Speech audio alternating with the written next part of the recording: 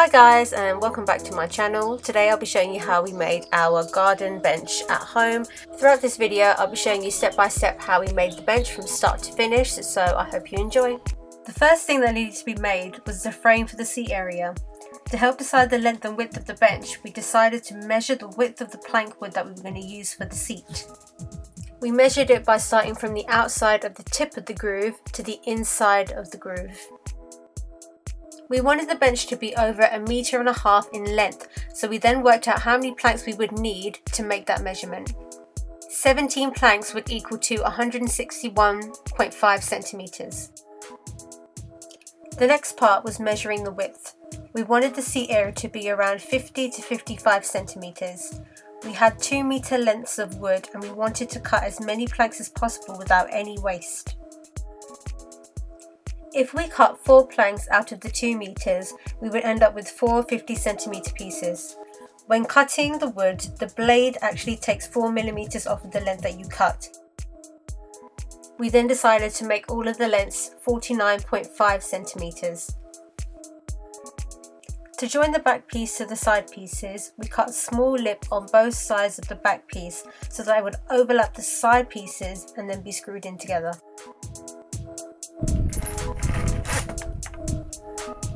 Stupid ruler.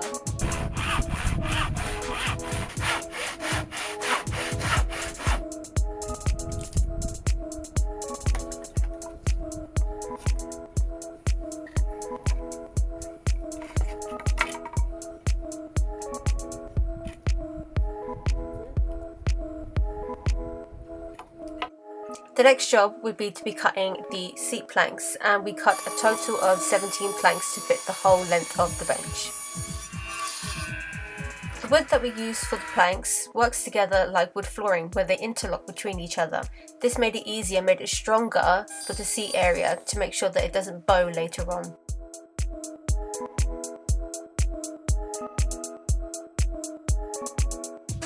An important part of the bench process was the sanding part. This meant that all pieces had to be sanded down fully to make sure that when we painted the bench afterwards with the seal paint, it would absorb as much as it could to protect the bench later on from weather damage.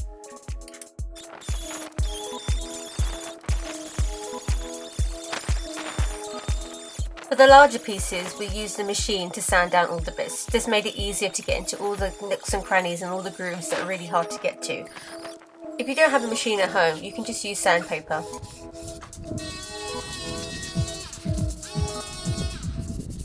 When joining the seat frame together, we placed 1 plank on each end as our guide. This made sure that the planks would fit afterwards.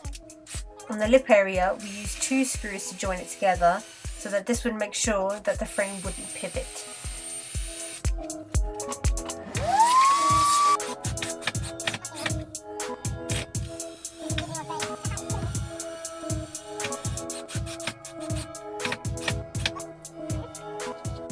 When attaching the front panel, we needed to make sure that it matched with the rest of the frame. Using a level as our guide, we then used 2 4-inch screws each side to hold it in place.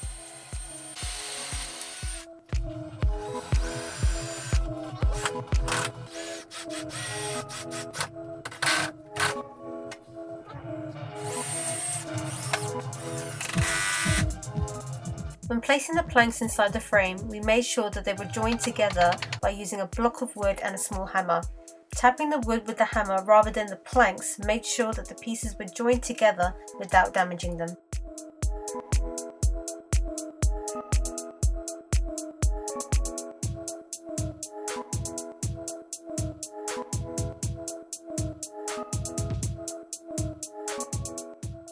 To secure the planks into place, we drilled 1 hole in the centre of both the top and the bottom of each of them.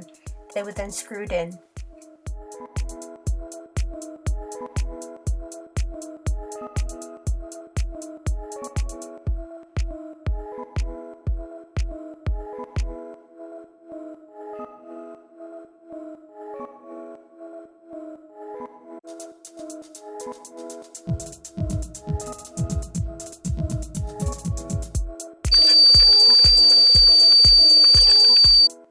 To create the backrest, we cut 15 30 cm long pieces out of old bed slats.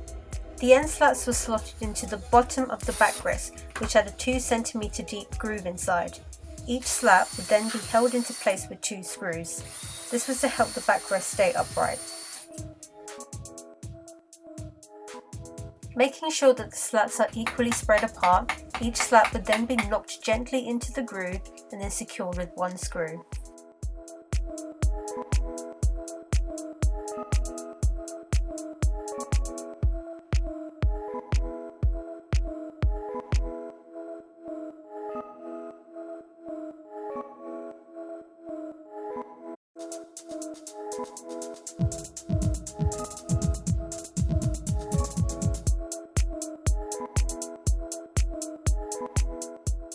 Haha! If you haven't guessed already, I will tell you that we did use old bunk bed frames to make the legs of the bench. The wood was still in good condition and was a great choice for sturdy support for the bench. The wooden dowels between the frame were also the reason why we chose this as our bench legs.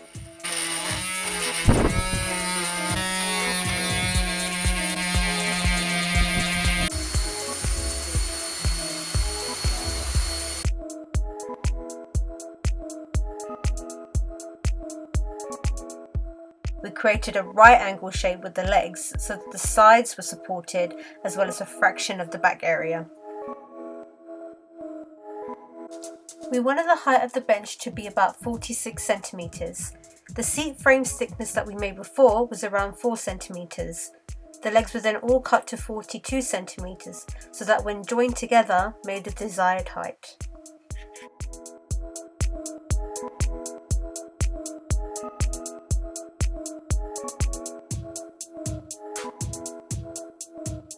The backrest needed to sit at an angle, so we created 4 60-degree angles to help with this. 2 angles were attached on the sides of the bench at the back of the last slat. The other 2 were attached evenly between them. 2 screws were drilled into each slat through the front side of the bench into the triangles at the back. Each slat was then drilled into the back of the seat frame.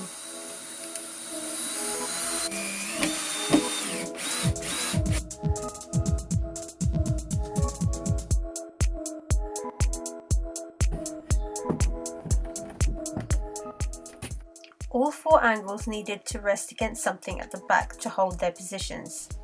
We cut a 161 cm length piece of timber and placed it on the bottom of the angles. Once the timber was placed evenly between the angles, it was screwed into place.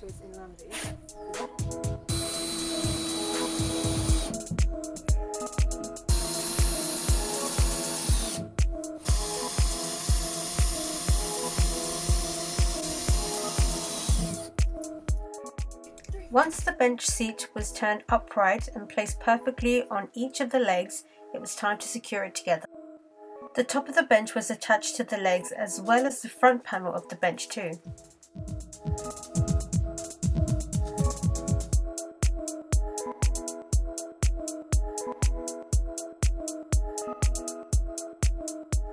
The back of the legs were attached to the piece of timber we made for the back angles.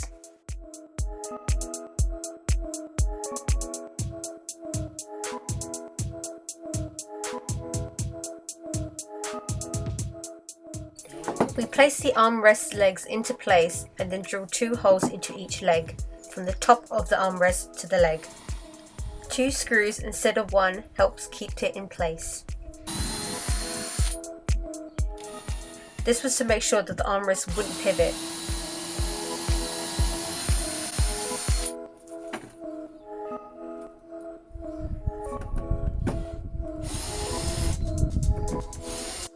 When making the armrests, we wanted to make sure that they were fully secure, so we made the armrests long enough to be attached to the back of the bench for extra support.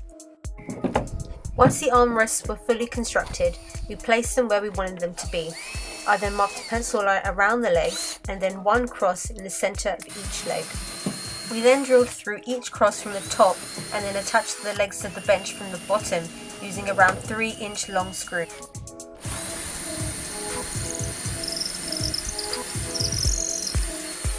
Yep. We did the same for the back of the armrest, but we used 2 screws instead of 1.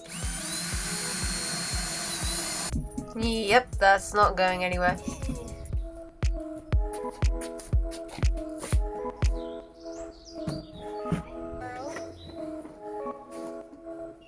Yeah.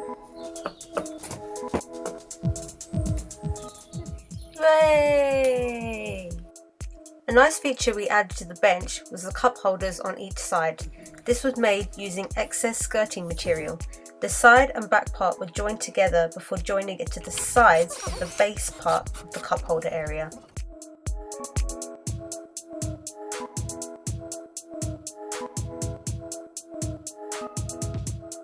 Make sure to get all of the dust and dirt off the bench and out of the grooves before painting it. When painting the bench, we placed the bench onto 2 large plastic boxes so that it was easier to paint the bench from the top and underneath. It's better for your back too. Painting the bench was probably the most fun part of this whole process. We used Cuprinol's Duck's Back fence paint for the bench as it works great against weather damage. We coated the bench twice with this paint.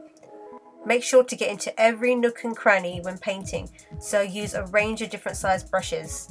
Also, don't forget to paint underneath the feet of the bench too. Make sure to wait a day between coats to make sure that the paint sinks in as much as possible.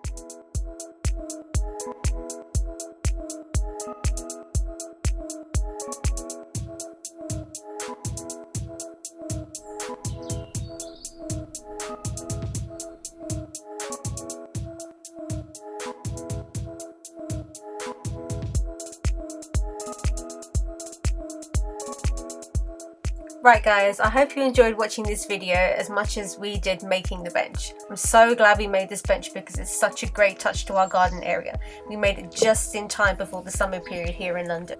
I just want to remind everyone that me and my brother obviously aren't professionals at DIY, but obviously we picked up a lot of the tips and tricks about DIY from over the years watching our dad. So, you know, we just wanted to kind of make something from the bits of wood that we had left over at home and make something that looked beautiful in our garden. So I really hope you enjoyed this.